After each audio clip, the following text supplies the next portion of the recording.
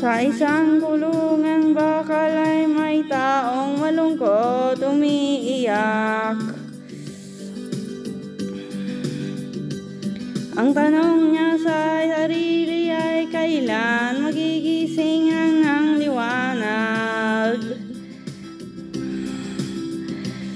Malayo ang iniisip at nakakauyong yaring mga palad. Bakit daw siya nadurusa sa kasalanang di niyan ginawa? Kahapon lamang ay kapiling niya kanyang asawa at anak.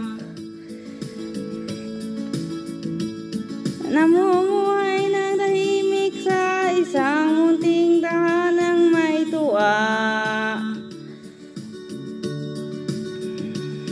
Ang kaligayahan ay pinutol ng isang paratang sa kanya.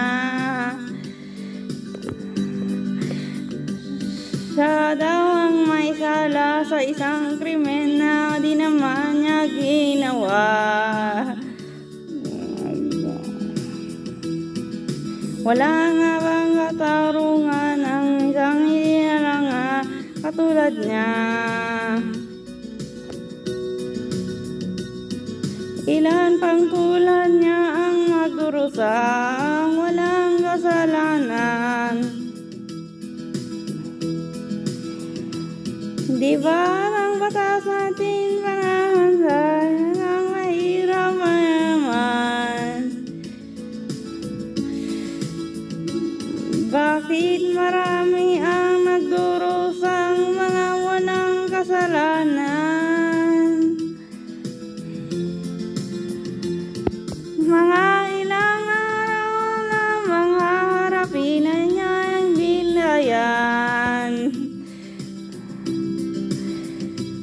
Paano niya isisigaw na siya ay sadyang walang kasalanan?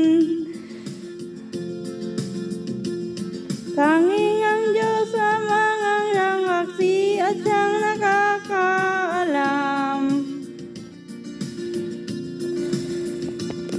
Diyos na rin ang siyang bahalang maningil kung sinong may kasalanan. Dumating ang araw, harapin na niya kanyang kamatayan.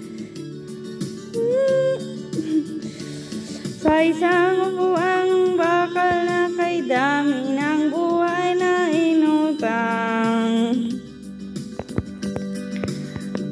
O ang batas ng tao kung minsan ay di mo maintindihan.